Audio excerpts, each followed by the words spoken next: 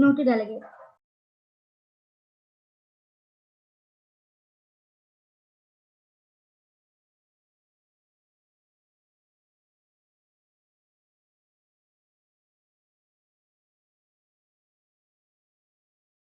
Right, delegates will be starting by 7:10.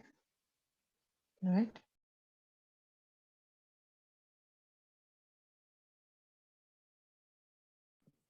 While the other delegates join, how many of you are first timers here? Can you raise your hands? In the Zoom chat.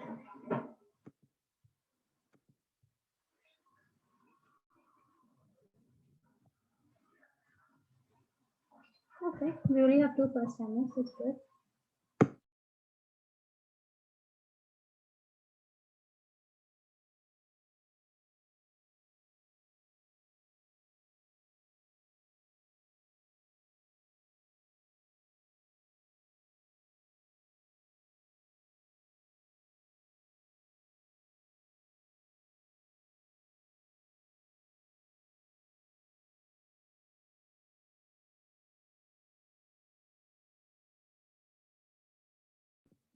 Other than the delegate of China, all the other delegates are requested to switch on their cameras as soon as possible.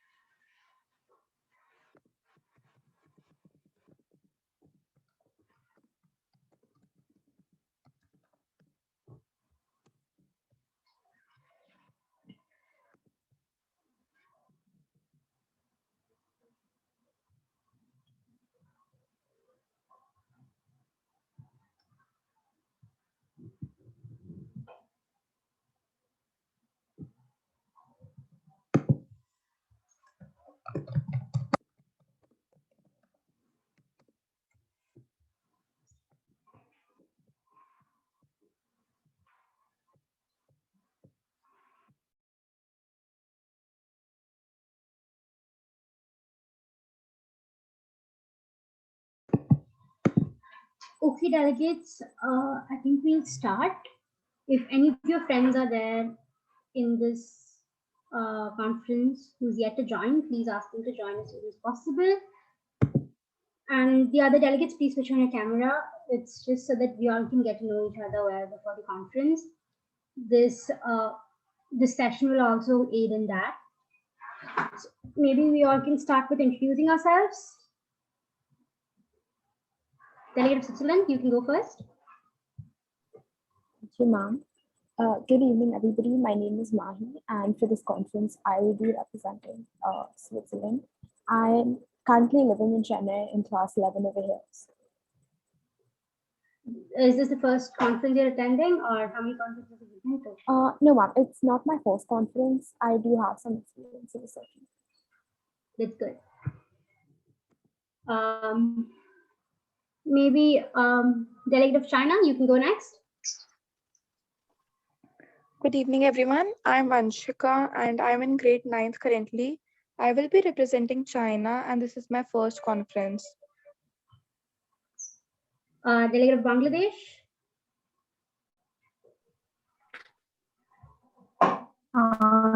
Hello, this is Shweta, and I'm representing Bangladesh in this committee, and this is my sixth conference.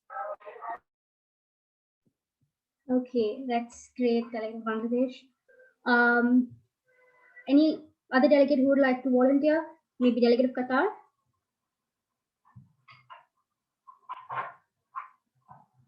Delegate of Qatar, are you there? Pardon me. Yes, I'm here. Please Hello, announce. delegates. This is yes, ma'am.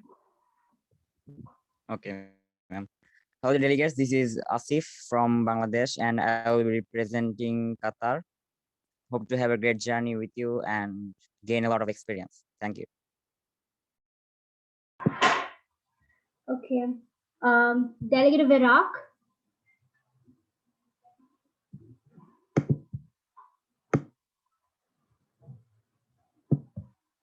Delegate of Iraq?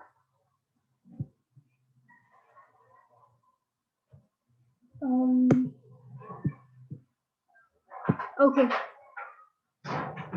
Fine.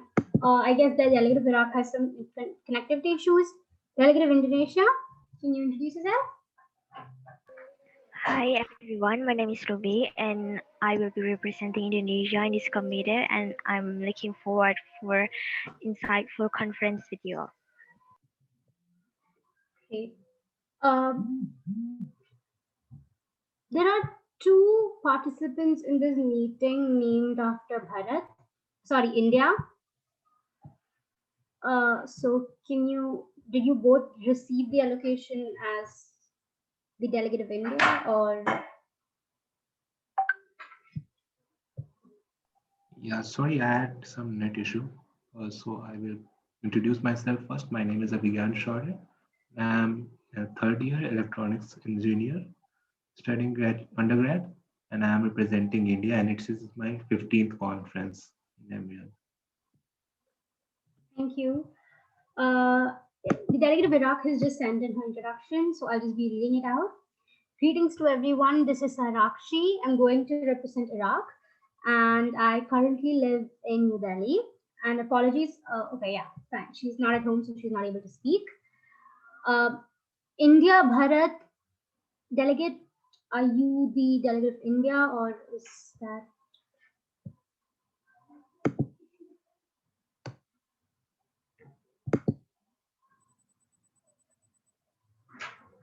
Okay, there seems to be a confusion.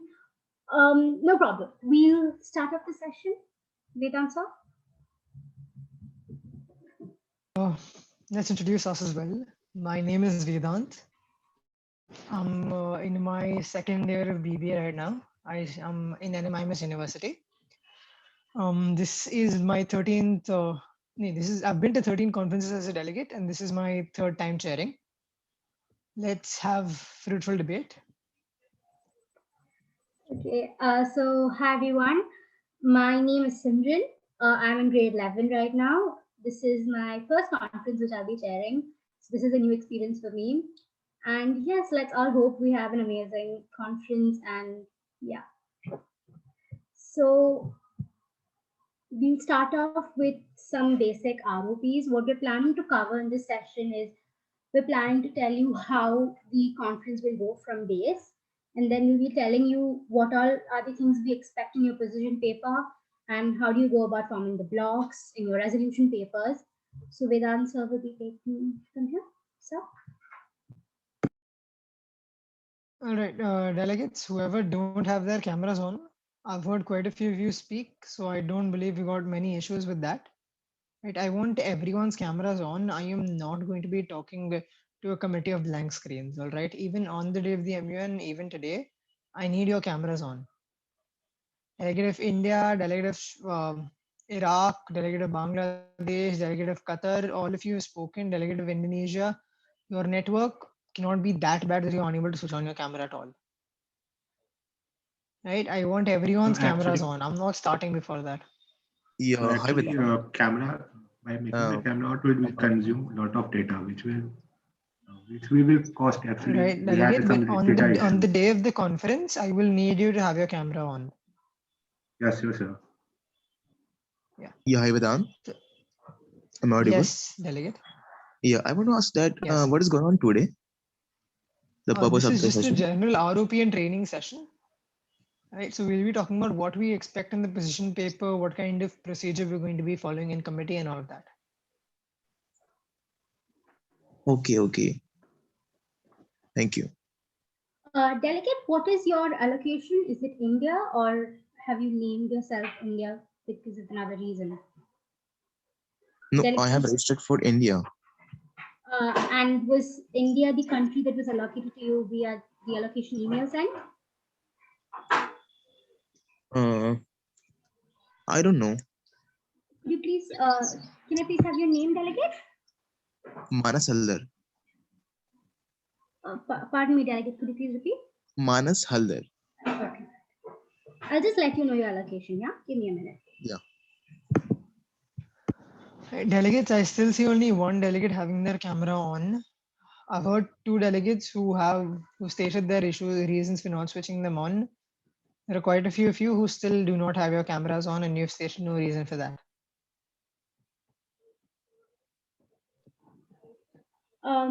Manas Haldar, delegate, you are the delegate of Ecuador, not the delegate of India.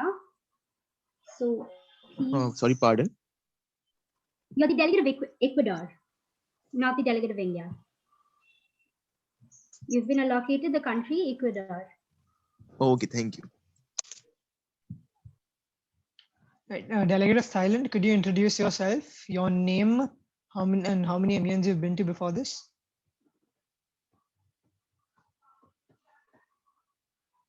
Delegate of Thailand, am I audible? Are you asking to me? No, I'm asking the delegate of Thailand. Okay. All right, it seems I'm not audible.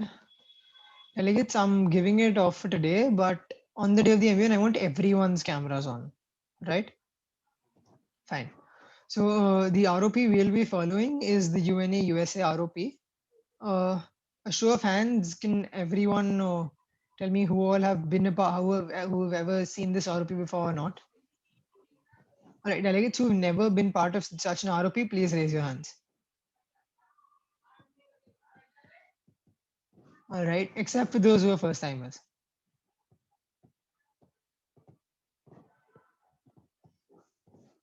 All right then. The UNA USA is one of the most commonly followed ROPs. The second most common is the HMUN. However, we'll be following the UNA USA ROP. Okay, the first thing you all need to know about is what points are, right? If any of you first timers or even second timers, you might want to note all of this down or just write it down somewhere. Okay. There are 4 kinds of points that are entertained in the UNA USA ROP. The first being a point of information. A point of information is basically you asking a question to a delegate who's just made a speech. Baseline of a point of information is a question you ask to the delegate who's just made a speech. All right. Now, how this is raised is very simple. For example, Simran has just finished her speech. Let's assume she's the delegate of country X. I, as the delegate of country Y, will raise my hand when after her speech ends. If the chairperson or the vice chairperson recognizes me and asks me to what point do I rise, I state a point of information. Right? If they accept, I am allowed to ask the delegate a single question. If not, then that point elapses. All right. Okay. Any doubts about that? Cool. Now, following on to this, there is something called a plea to follow up. All right.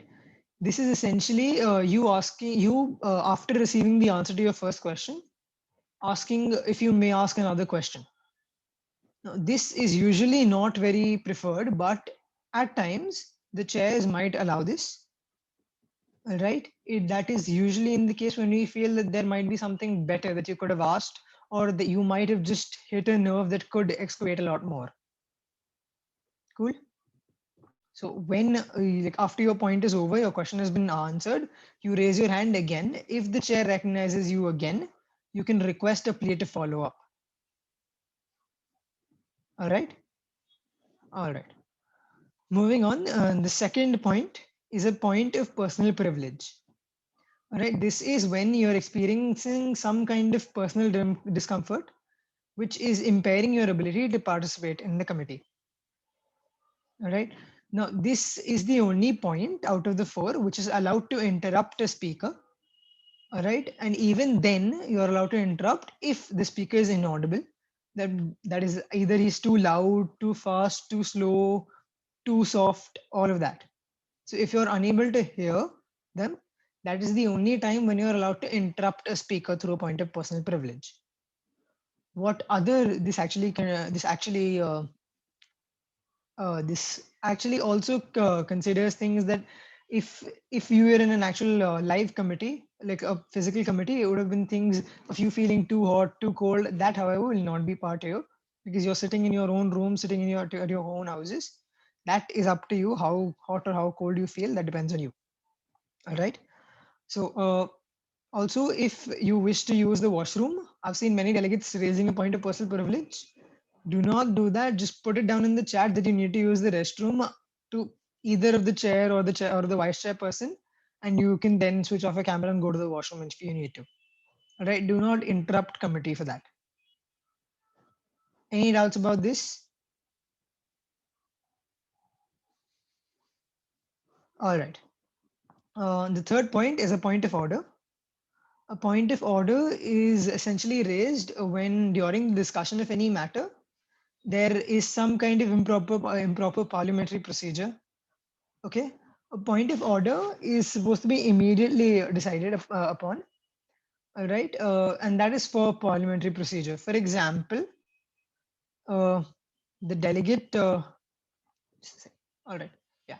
So, for example, the delegate states uses language that is not allowed in parliament. All right, and as an example, assuming I am the delegate of country XYZ, if I refer to myself as I or me, or I use personal pronouns for myself, or to refer to anyone else, that is a point of order because that is not allowed in parliament. I am referred to by myself as well as the delegate of country XYZ. I refer to any other country delegate by the delegate of the country that's been allocated.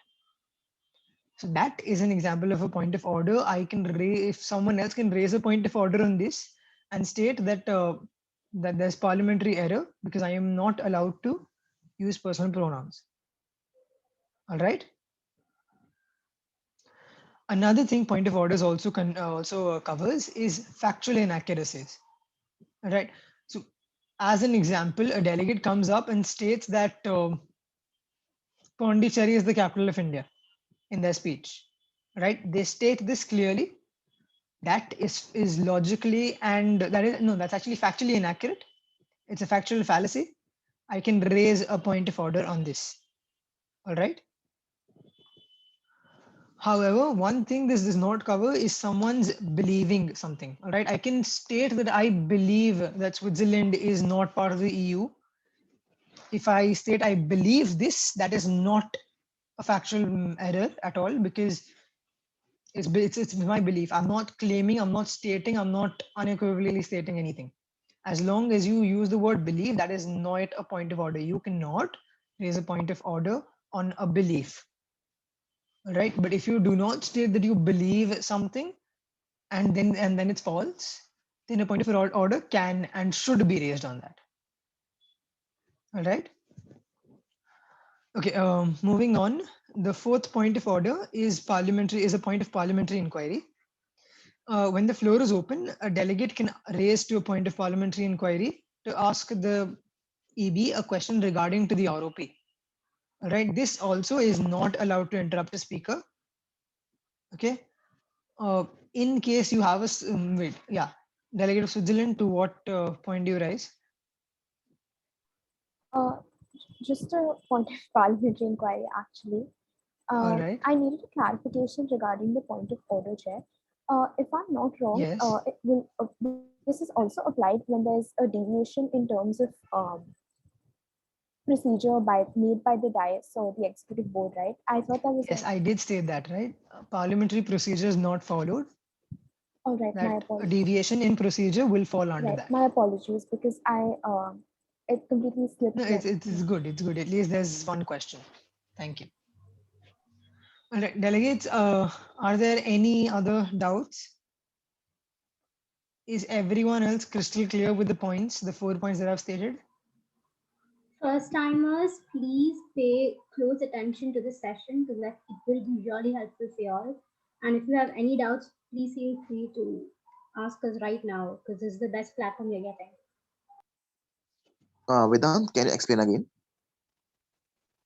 Yes, delegate. Which point? The whole process. Delegate, which point do you need an explanation for? The whole process again. All right, there are 4 points. This time, please do note this down. The first is a point of information, which is a delegate raising to ask a question to a delegate who's just finished their speech. For example, the delegate of Switzerland has just finished her speech. You, the delegate of Ecuador, can raise your hand and if recognized, rise to a point of information. If the chair, if the dais recognizes you, you may ask a question to the delegate of Switzerland pertaining to the speech they've just made. All right, you do not go 2-3 speeches back and ask a question based on that. You have a question that predates that, you send them a chit via the EB, which is essentially you going onto the WhatsApp group, typing down to so and so country from so and so country via EB, and then you put down your question. All right. Now the EB may or may not recognize this. If the EB feels your question is quite substantive and requires a decent answer, the EB may ask the delegate to reply. If the EB does not do this, but the delegate still wishes to reply to that question, that is up to them. All right, delegate of Ecuador. Yeah, Vedant, thank you so much. Tell me one more thing. All Is right. it conventional debate or parliamentary debate? What? Is it conventional debate or parliamentary debate? And which parliamentary debate is it? Delegate, that's actually not a very basic question because it depends on which country you're from. Okay. That changes from country to country. Like, yeah, we're going to be following the UNA USA ROP, which is usually considered as conventional. However, if you have a different definition of conventional, then you may talk to us after this session ends. All right. Okay. So let's say So, I'm from a Western country. So there are different format of in parliament, and then British parliamentary debate, Asian parliamentary yes, debate. delegate, which is delegate British parliamentary debate is not followed in an MUN because that is a very different style of debating. Right. And secondly, which is why we're talking about the ROP is to clarify our procedure, which is the entire point of this training session. All right. Okay. The second point is a point of personal privilege, which is you feeling any kind of discomfort during committee that makes it tough or makes you incapable of participating in committee. Right now, in most scenarios, in physical committees, this can also be if you're feeling too hot or too cold or you need to use the restroom. This is not the case in a virtual committee. In a virtual committee, it is only you being unable to clearly hear what a delegate is saying. So for example, I speak extremely slow, or I speak very, very fast, or I speak very, very loudly or extremely soft. All right. Those 4 cases, you raise a point of personal privilege because it's causing you discomfort. You're unable to hear what the delegate is saying. Also, this is the only point which can interrupt someone while they're talking. Moving on, the third point is a point of order, which is you raising a point stating that, just a second.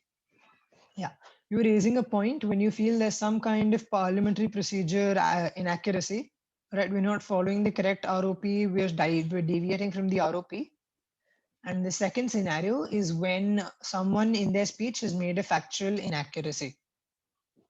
Again, a factual inaccuracy as in they're stating a fact and not saying that they believe a fact.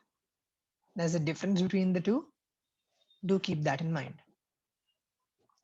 The fourth and last point is a point of parliamentary inquiry, which is a delegate having a doubt in the ROP or having a doubt on who is supposed to be speaking now or anything of that sort, you can raise a point of parliamentary inquiry on that. And like that is only allowed when no one is speaking, all right, in the middle of speeches or while committee is otherwise not in session. You can raise a point of parliamentary inquiry then. So the only point which is allowed to interrupt a speaker is the point of personal privilege. The other three cannot interrupt a speaker. Delegates, any doubts relating to the 4 points? Delegates, is there no Okay. way in which you all can switch on your camera? Delegate of China, I think 10 to 15 minutes have passed. Please switch on your cameras. Because the session will become very boring if you don't switch on your cameras. Because at least when you switch on your cameras, we can see that you're listening, and we can figure it out from your faces whether have you understood what we're saying, especially the first timers. I mean, at least the first timers.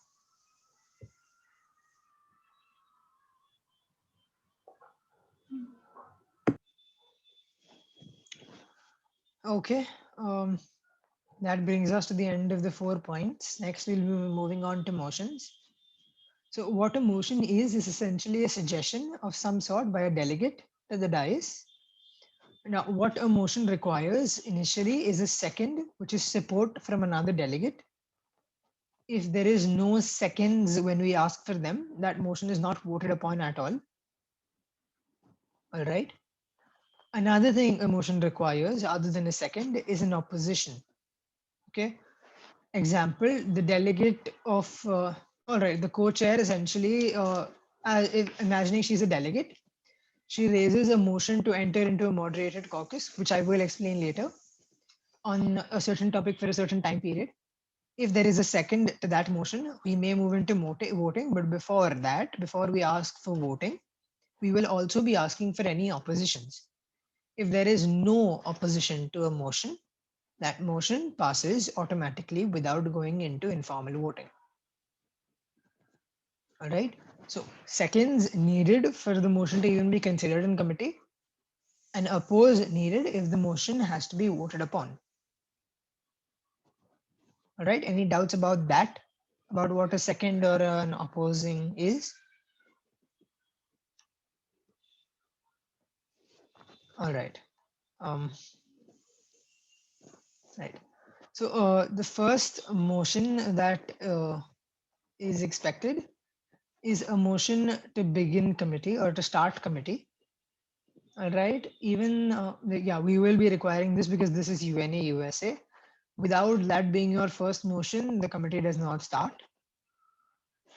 All right. This motion, however, we will be passing on the discretion of the AB because this has happened with me. I have seen this happening.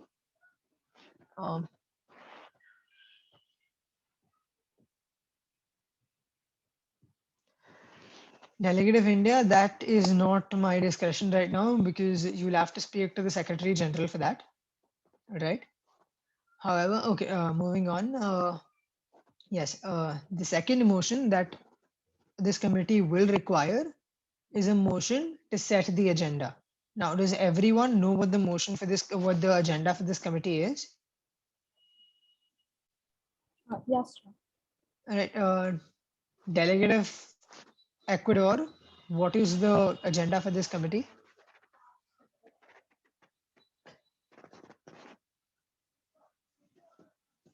Delegate, am I audible to you?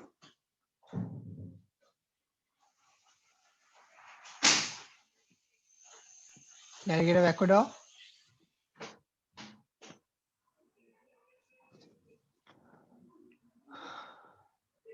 All right. Delegate of Switzerland, can you please state the agenda for this committee? Sure, Chair. So the agenda is deliberating on the gender bias due to the Sharia law. All right, that's not exactly verbatim, but agreed. Basically, that is the agenda. Okay. So if I do not receive a motion to set the agenda as what the agenda is verbatim, we cannot move into committee at all. Even this is usually done in committees where there are actually two agendas, and we wish to deliberate on which to speak on first. However, since we do not have 2 agendas, I will still be needing this. Okay. The next agenda we expect is a motion to establish the general speakers list. Now, the general speakers list is essentially the basic debating floor. That's your formal debate.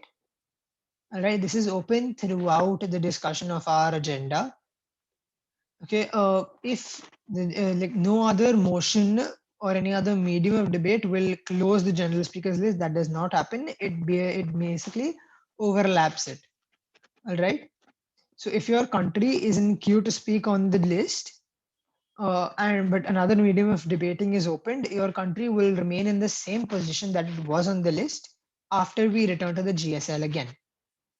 All right, the GSL is not allowed to elapse because the moment the GSL elapses and you do not have a draft resolution to present to committee, the committee fails.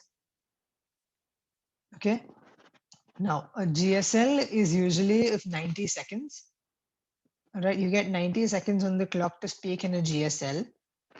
There are certain things called yields in a GSL. All right, so for example, I make my speech. I have 15 seconds remaining towards the end of my speech. I can yield my remaining 15 seconds in 4 ways. All right.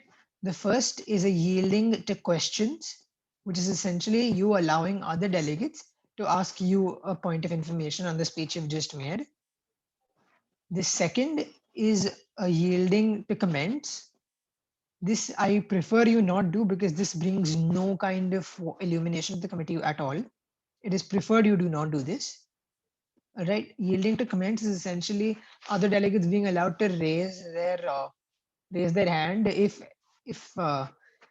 recognized. They're allowed to make a comment on your speech. It can be extremely disparaging. It can be complimentary to it. It can be whatever they want to say, as long as it's still formal in dialect, in the way they state it. The third yield is a yielding to another delegate. This is essentially you have 15 seconds remaining, you're yielding your time to another delegate, and that delegate can use that 15 seconds to talk right now. Right? If you do this, we prefer that delegate knows beforehand that you will be yielding a certain amount of time to them. Because if we find out that a delegate has been caught flat-footed because someone else has yielded their time to them, it won't be that delegate. It'll be the delegate who just yielded their time who will be negatively marking. All right, you cannot just randomly give a yield to a delegate who does not expect you to yield your time to them at all. Okay. Also, do remember if you're yielding your time to someone, do make sure that their foreign policy is the same as yours on the agenda. All right, and they may or may not, they should preferably be an ally of your nation. Because if not, it shows negatively on your foreign policy that you're yielding your time in a speech to a delegate whose foreign policy might not align with yours on this agenda. What a foreign policy is, we'll talk about that as well. All right. The fourth and final kind of yield is yielding to the dais. This is essentially you just giving your remaining time to the dais for the dais to do whatever they want with it. The dais can also use this in a couple of ways, or actually 3 ways. The first is they might just absorb it and your time elapses and we move on to the next speaker. The second is that the dais might yield your time further to questions, in which case another delegate can raise a point of information on your speech. The third and final way is, no, actually, yeah, there's just 2 ways, my bad. All right. Any doubts with the GSL?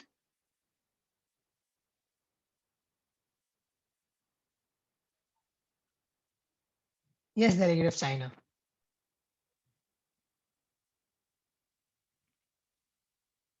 Delegate, what is your doubt?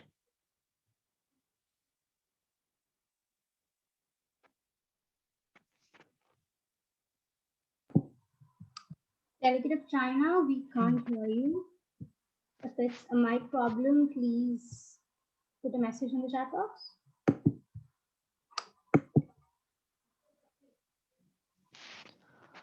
All right, we'll be moving on from that. The next kind of motion is a motion to establish a moderated caucus. Now, the purpose of a moderated caucus is to enable substantive debate at certain junctures in the discussion. Okay, the approval of such a motion is entirely in the hands of the committee and is not subject to any kind of appealing. All right. So this is the kind of motion that will require a second, which is you essentially raising, which is essentially requiring a second and an oppose. All right. So this is essentially the first kind of motion that we will require informal voting on. Informal voting is just a show of hands when we asked for and then a show of hands when we asked for against. All right. Delegate of Bangladesh, the first yield is just a second. Yeah, is a yield to questions. All right.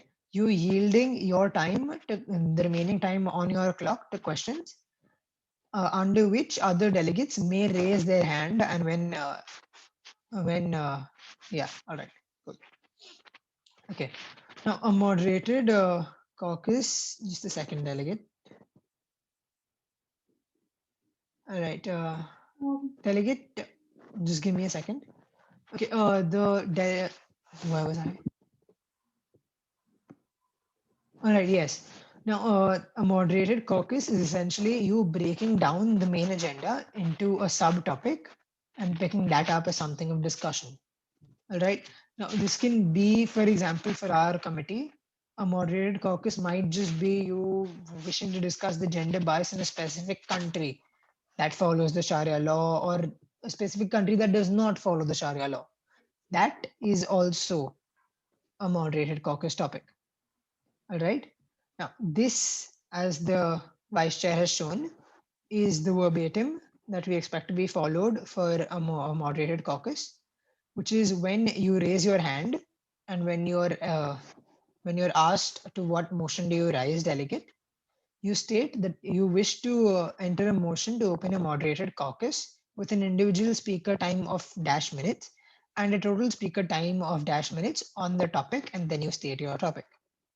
So, for example, I, as the delegate of XYZ, raise my placard or my hand in this scenario. I am recognized by the dais. I raise and I say that I wish to enter a motion to open. I wish to enter a motion to open a moderated caucus with an individual speaker's time of 60 seconds or 1 minute, and a total speaker time of 10 minutes on the topic discrimination based on the Sharia law. All right, that is the verbatim we expect you to follow for a moderated caucus. Okay, please note this down. Just the second delegate of India. Let me finish, then we'll take your question. All right. Further, it is not just 60 seconds and 10 minutes that can be your individual and total speaker's time. It can be 5 minutes and 30 seconds. It can be 5 minutes total speaker time, 1 minute individual speaker time. It can be any kind of time, as long as that is perfectly divisible by the number of by the number of delegates you wish to speak for. So, for example, I can raise a motion for having even 9 minutes total time and an individual speaker time of 1 minute. That is also acceptable. Right? What is not acceptable is you asking for a total speaker time of 10 minutes and having an individual speaker time of 90 seconds. Since 600 is not perfectly divisible by 90, that is not in order. All right. Yes, Delegate of India. Sir, we don't need to suspend the formal debate which is going on before we starting the moderated caucus topic. Delegate, we do need to. This was moving from a moderated caucus to another. Thank you, Delegate. That is something I had forgotten to speak about. All right. So the first time we open a moderated caucus, or the time when we are in a GSL and then we wish to move to a moderated caucus, your motion is going to be a little different, which is you raise a motion to suspend formal debate and move into a moderated caucus, and from there it's the same verbatim. All right. Now, there are certain scenarios when we finish a moderated caucus and we ask for points and motions on the floor. From that point, if you raise a motion, you need not start your motion with a motion to suspend formal debate. You can start directly from motion to enter into a moderated caucus because we have not resumed a formal debate. We have not had a speech of the GSL yet at that point in time. All right. Is there any doubts on what a moderated caucus is and how to raise it?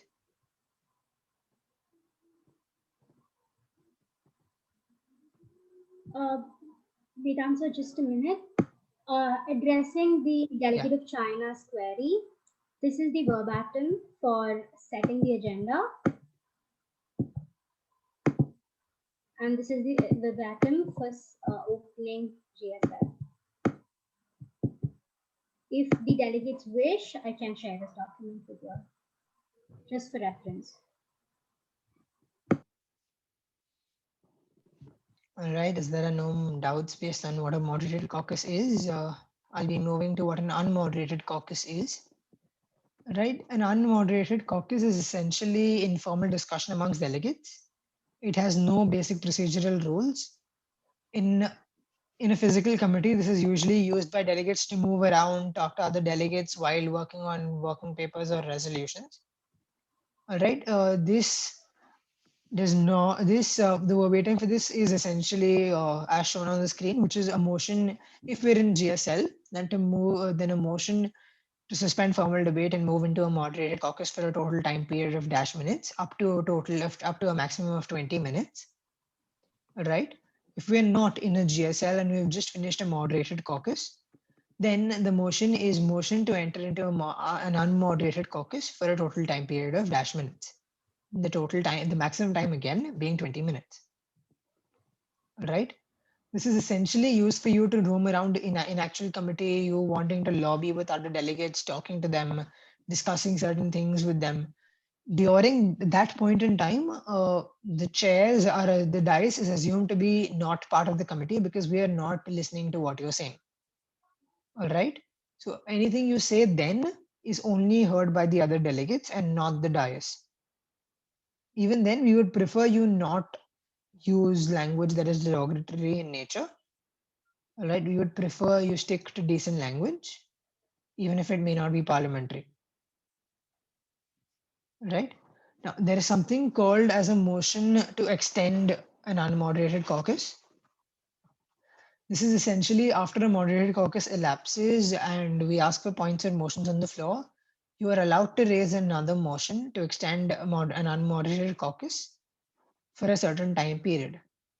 This is, however, on the discretion of the chair. We may or may not allow it. All right. Yes, Delegate of India, to what point do you rise?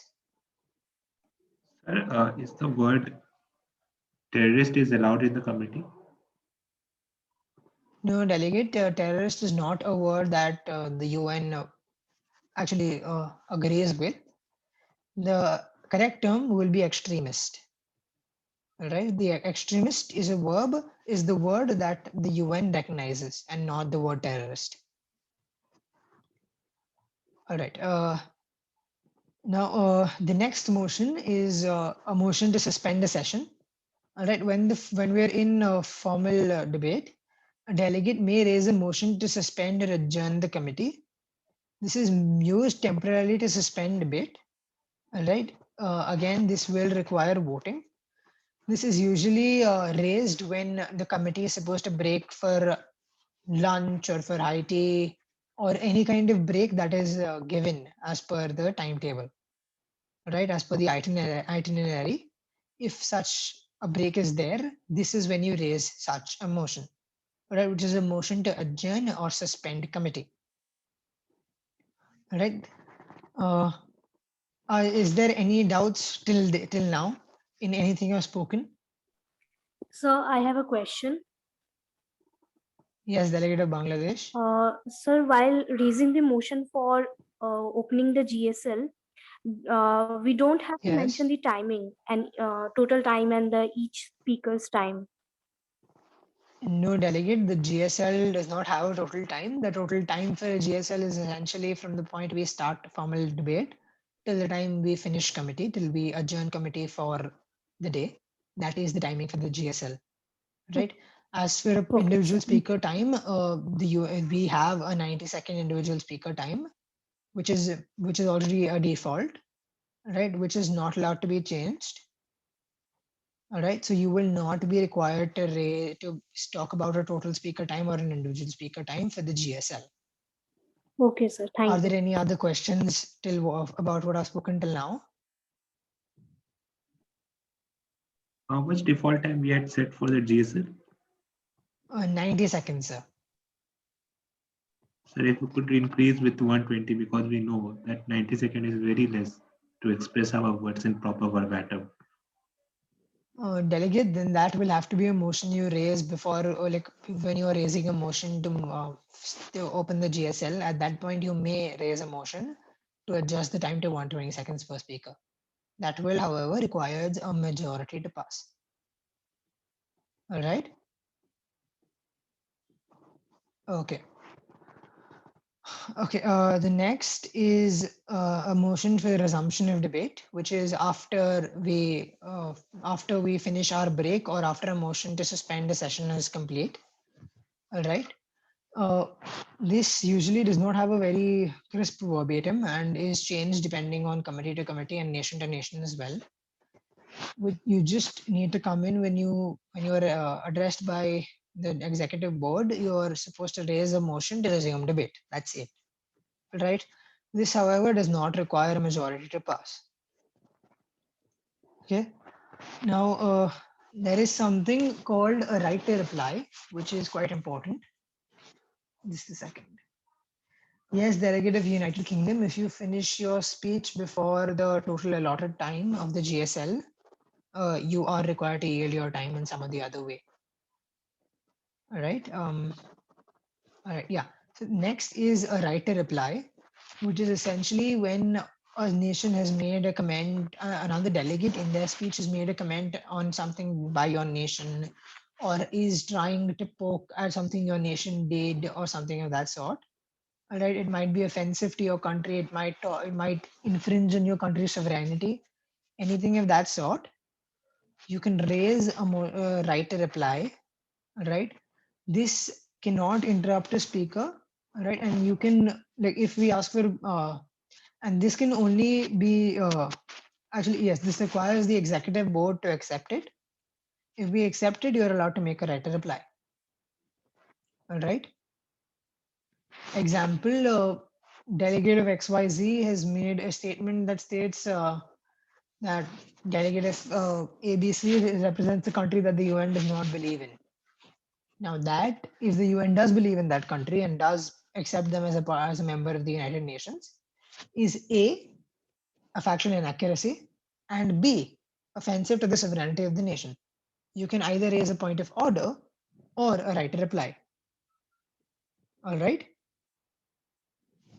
Are there any doubts on what a right to reply is? Okay. Next, we'll be moving into into the other kinds of motions. One is to extend debate time, right, which is again a motion to extend moderated caucus or motion to extend unmoderated caucus, in which you state that you wish to raise a motion to extend either moderated caucus for a time period of XYZ or a motion to extend an unmoderated caucus for a time period of XYZ. Right, this is also only allowed to be raised when we ask for any motions on the floor. If we ask for only points on the floor, you cannot raise a motion. All right. Okay. Now, there is another thing called a question answer session. This is usually done when upon the introduction of a draft resolution. Now, what a draft resolution is essentially a paper that has been formulated by certain delegates in the committee, which they wish to present to the committee to solve the agenda or to address the agenda at hand. Right. So, for example, a draft resolution is something that is being used to essentially finish committee, as a matter of fact. Right. Because when a DR passes, committee ends there and then, and the committee is considered to be successful. Yes, delegate of India, to what point do you rise?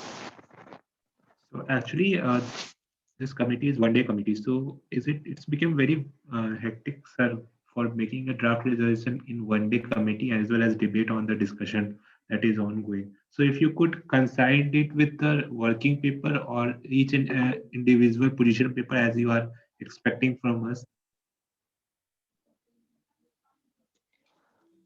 Delegate, a position paper cannot be substituted for a DR. A position paper is essentially just showing us how prepared you are and what kind of We preparation you have. can substitute with the All working right, paper, just, right? just let me complete, please, Delegate. All right. Now, we will not be taking working papers throughout the committee, as you just did state it's a one-day committee. However, we are allowing you to change a resolution to be free of preambulatory clauses. All right, we are willing to accept a DR that does not have a preambulatory clause. All right, Delegate of India, because that is the only part of a DR that actually. Yes, Delegate. Yeah, sorry, sir. That works, but it will be suitable for United Nations if prior to your permission. Yes, Delegate, but we still wish for even the first timers to experience what a draft resolution actually looks like, right? We wouldn't want to steal that from them. Sorry to interrupt, sir, but it will require a very much a grammatical check as well as to form it. It will need Delegate, even a working paper. Sir, actually, even a working paper requires ratification. Yeah, but sir, right? what I am because a working paper with. Sorry, sir. Yes, Delegate. Sorry, sir. You continue, sir. My apologies. All right.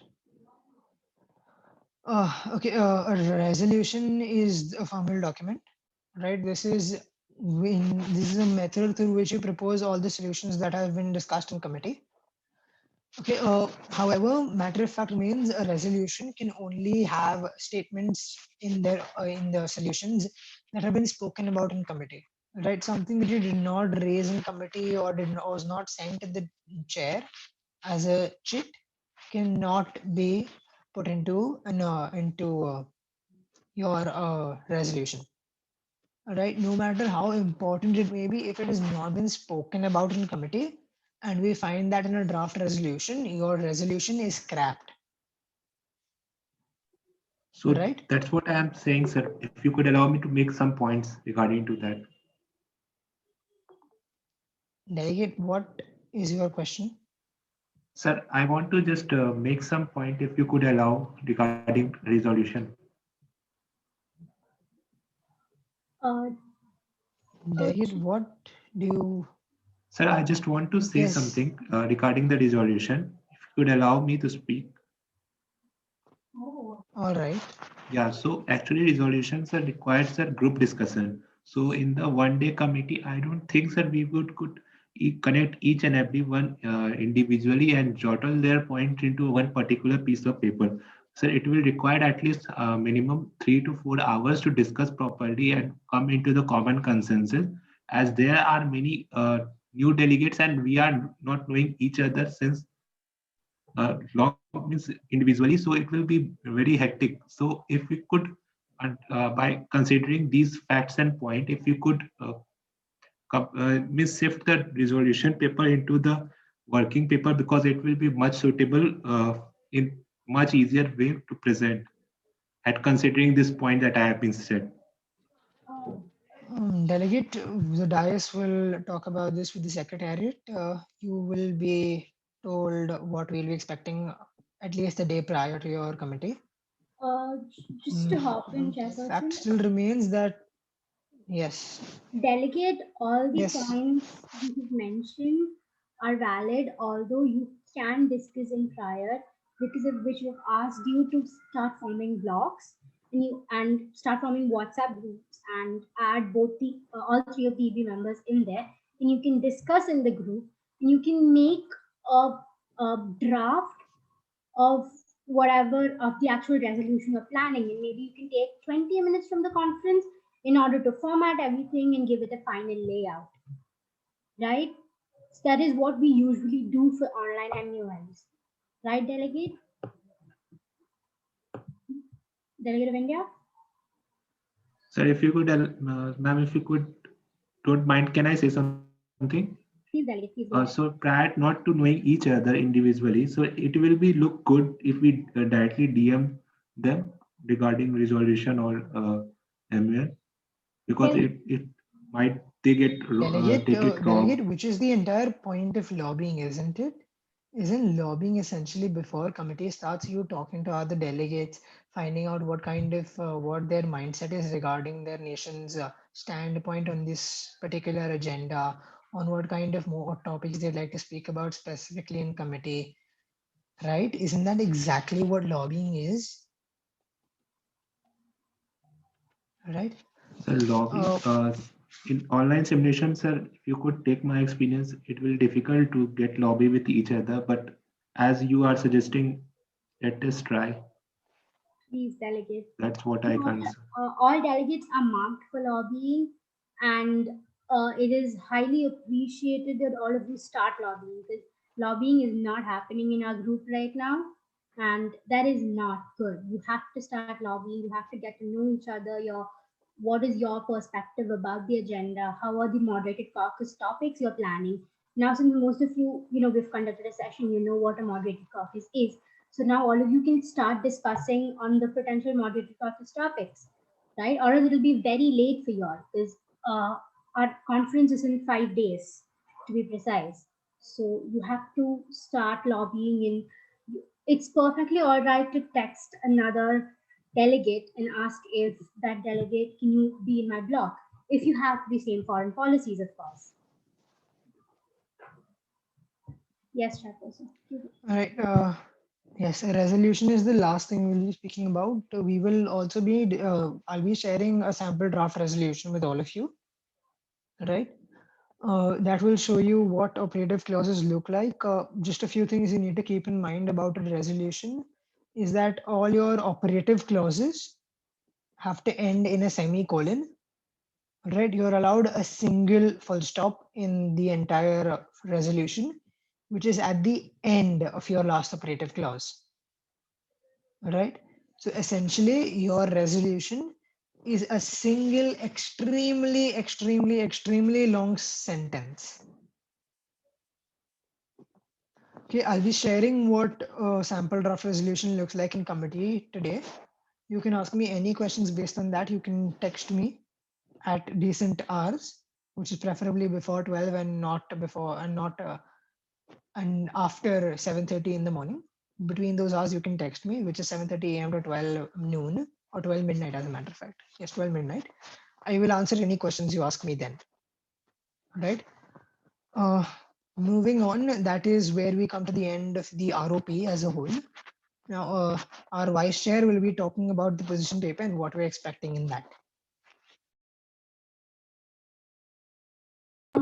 Okay, delegates, I know it has been almost an hour, so we're going to be done with this bit really quick, around 10 minutes maximum. So I'm going to be talking to you all about the position paper and how good your research should be. Okay, so your position paper is basically a paper that you submit to the chairs beforehand on what is your idea of the agenda, how is your country what is your country's position about the agenda, etc. And it has to have a basic outline of the topic in your country and how your country is reacting to it globally. Now these are the components that a good position paper usually has. You have the right to change things a little bit, and you can get a little creative if you want to, but you have to include all the valid points, and please make sure that plagiarism doesn't exceed more than 15%. Now, if you don't know what plagiarism is when you copy something directly from the internet, then that's plagiarized content. What you can do is maybe you can take item writing proposes some solutions that you have to come up with. The same thing can be written rephrased as some solutions have been proposed. So we're basically saying the same thing, but we're reframing the sentence by which we're anti-plagiarizing it, right? That's how plagiarism works, and it's highly recommended that you do not cross a plagiarism percentage of 15. In case you do, your position paper will not be valid. So please keep that in mind. Any one of you have any doubts with respect to position papers in general? I will be sharing around 2 to 3 sample position papers. And if you have further doubts, you can message me anytime. I will help you. But I'm trying to get this over real quick because I don't want to stay more. It's almost been an hour. Delegates, any doubt? First timers especially, because you don't know how to draft a position paper.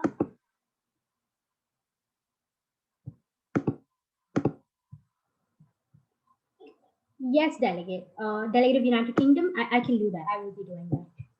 Maybe later today, I will be doing that.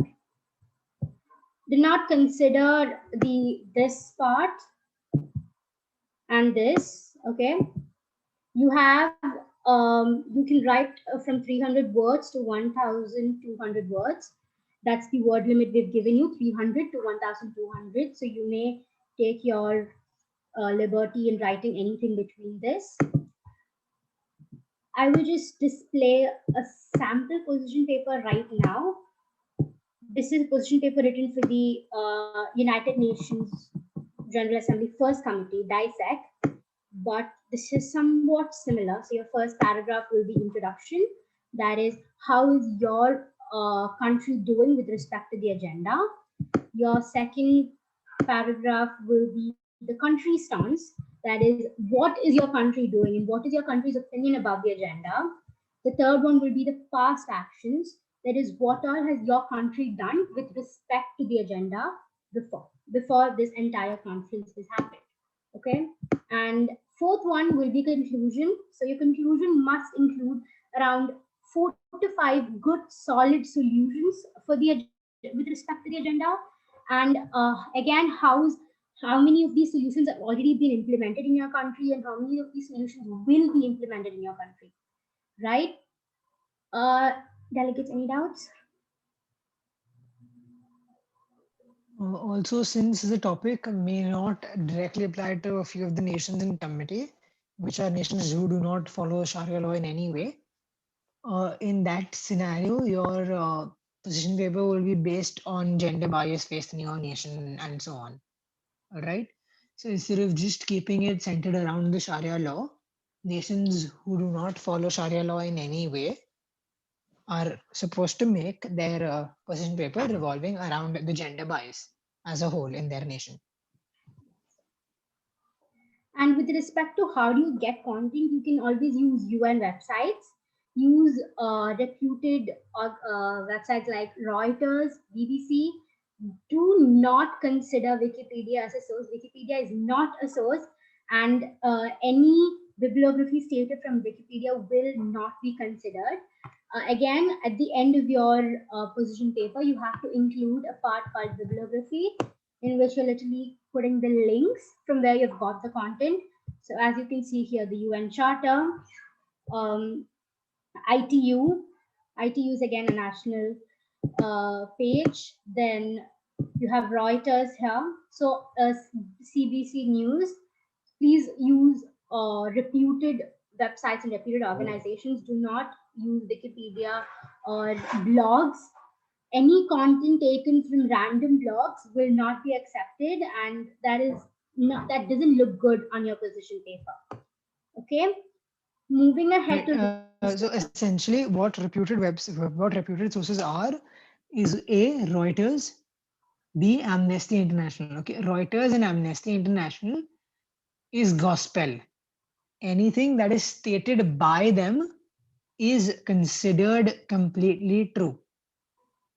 Right?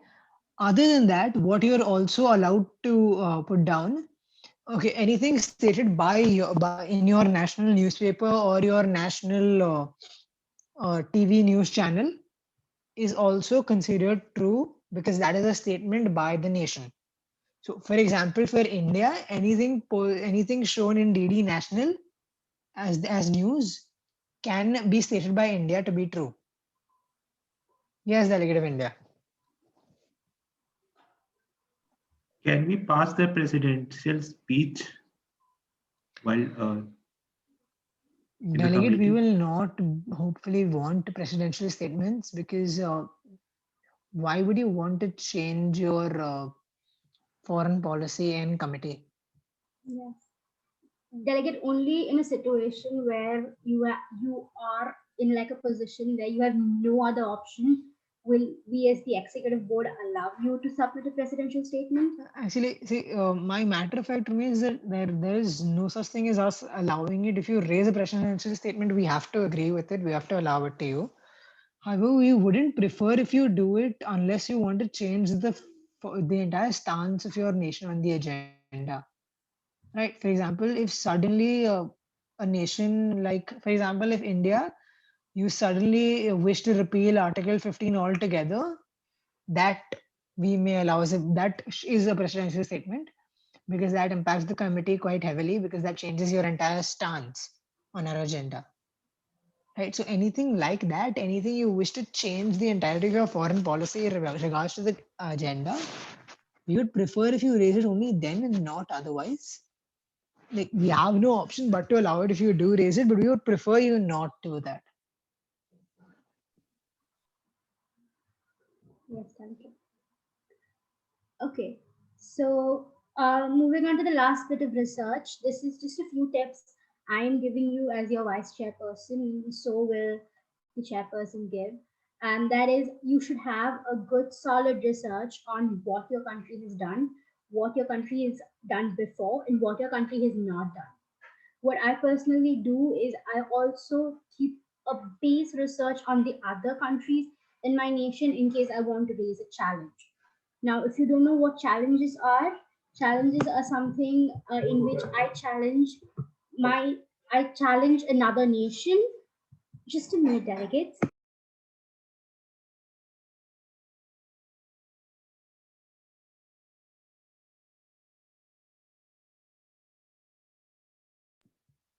Apologies, delegates. So, as I was saying, challenge is something when you are challenging another nation, maybe with a statement they made or maybe with a practice they've done. Okay. And again, the challenge is something that really helps in debate and the debate of the committee because the entire committee gets heated up and it's really beneficial. Then another thing with respect to research is you should know your country in and out. There can be POIs with respect to your country, with respect to your speech, with respect to every word you say in the committee. Okay, and in order for you to not say anything controversial or in order for you to not say anything that you were not supposed to say, you should know your country in and out. Delegates, any questions with respect to anything discussed in today's ROP session? Anything you're not sure about, or how do you start your research? Anything? Yes, Delegate of India. So ma'am, drafting a resolution or working paper is up to the chair person. Means you both have this right. So I just have a request if you could change the resolution pattern to the working paper because it will be much suitable and easy to present in front of committee. Okay. Delegate, as stated before, we will let you know at least 24 hours prior to your committee starts what we will be using. Right, Yes. you need not worry about that. That will be told to you with at least 24 hours in hand. Because something as a decision as huge as that cannot be taken solely by the executive board, we will have to discuss with the secretary. Delegate of United Kingdom, to challenge a country, you have to raise a motion which states the delegate of, for example, if I'm the delegate of Iran and I'm raising a challenge against the delegate of, let's say, Syria. So the verbatim would be the delegate of Iran raises a challenge against the delegate of Syria in for the topic, then you state whichever topic. Let's say cybersecurity, or let's say with respect to the moderated caucus said by the delegate. So if the delegate of Syria has said something controversial in his or her moderated caucus speech, then you can again raise a challenge in order to question the delegate for the reason by which the delegate made that statement.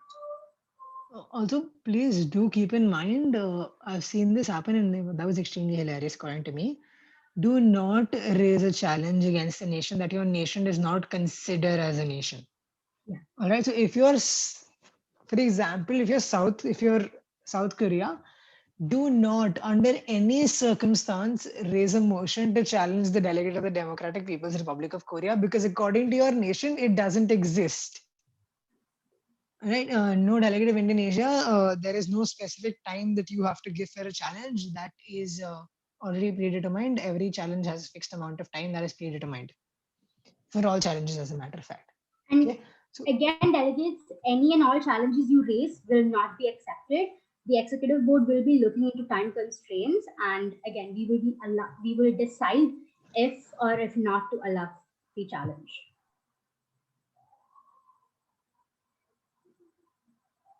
Yes, Delegate of India. Can we entertain the crisis rather than challenge in the committee? Delegate, we will have crises and we will have challenges, because I feel like both of them will help. Delegate, my question is, why do you feel we will have a crisis at all? Right, it's a single day committee. Our topic is pretty cut clear. I don't understand why the need for a crisis would even arise. As we do not believe there should be a crisis at all in this committee. Okay, because a crisis would just derail committee off topic more than anything else. Right? This is neither a CCC. This is neither a fictional committee where you would require a crisis, and it's not even a conventional committee with 3 days in hand, right? It's a single day. You've got a single amount. You've got at most 7 hours straight. We most likely are not going to have any crisis at all. Yes, Delegate of India. So yeah, sir. I'd like to say that I, as a delegate of India, wants this committee to stick on the debate centric rather than documentary related work, because it is really hectic to make a resolution as well as position paper for a single day committee, because we don't know the stance of each and everyone, and we really don't know each and every person individually. Delegate, in order for you to know the stance is why we as the executive board are persuading you to have good lobbying. Also, Delegate, I've been to other one-day committees where we have had position papers and draft resolutions. If you spend your time productively, you will have enough time in hand for that. Okay. Now, are there any questions based on the ROP or the position paper? Anything we've spoken about today in the ROP or the position paper? All right. Since I see none, you are allowed to exit this session. We have completed our training session for today. If you have any questions that arise after that, you are allowed to text me or the vice chair or our rapporteur. Right, that's up to you. I thank you all for attending. I hope to see you all on the day of the debate. Thank you.